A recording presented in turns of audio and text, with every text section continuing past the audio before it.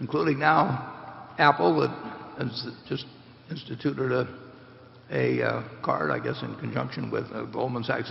Everybody, there will always be, in my view, many competitors in the business.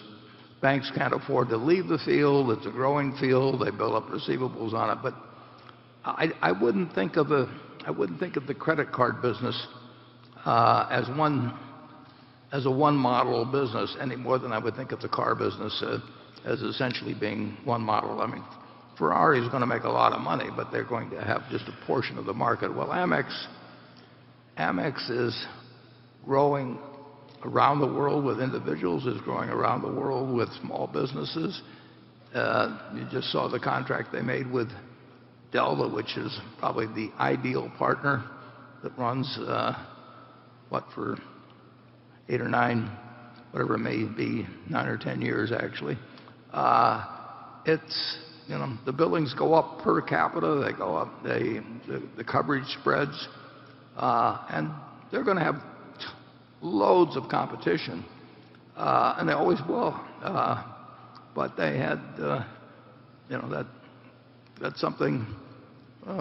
J.P. Morgan, took on the Platinum Card and was a competitor, and the Platinum Card had highest renewal rates that they've had, and they increased the price, I think, from $450 to $550 during a competitive battle, and retention improved, and new business improved, and 68% or so of the new business was millennials. I mean, it is not an identical product with anything else, and as a premium card, it has a clientele which is large. It may be X percent of the market, maybe 3/4 of X percent, or whatever it may be.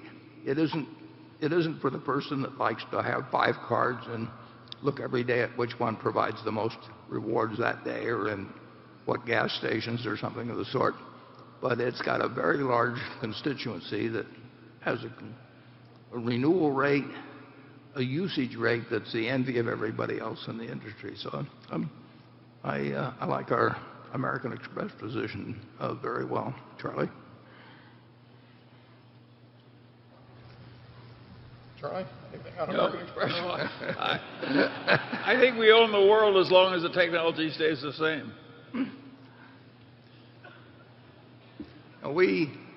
It's an interesting thing. I have no opinion about technology. This year, the technology is not the whole thing. I mean, fortunately, I mean, if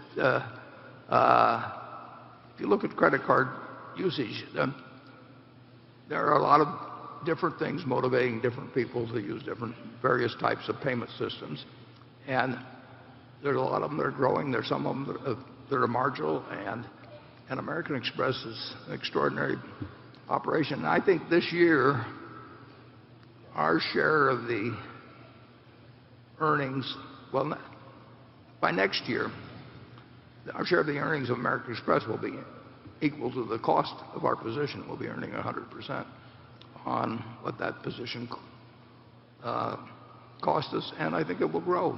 And I think the number of shares will go down, and our interest will go up without us laying out a dime. So it's a. As you say, we own the world if it doesn't change. Well, even if it changes something, the world has changed a lot. American Express was formed in 1850. No, I'm talking about WeChat. Well, you can talk about all kinds of competitors. But, yeah. But the American Express actually was an express company formed in 1850, like I say, by Wells and Fargo of all people. And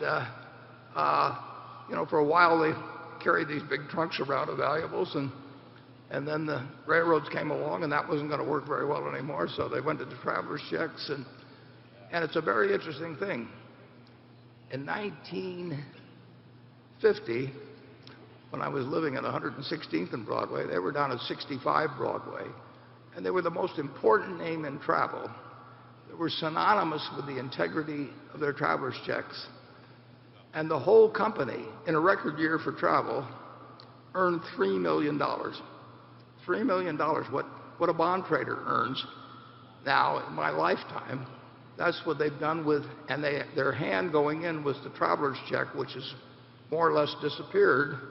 But the travelers, the American Express, the power of that brand, intelligently used going into the credit card business, where they entered much later than the Diners Club, later than Carte Blanche, but they came to dominate the luxury end of the credit card business.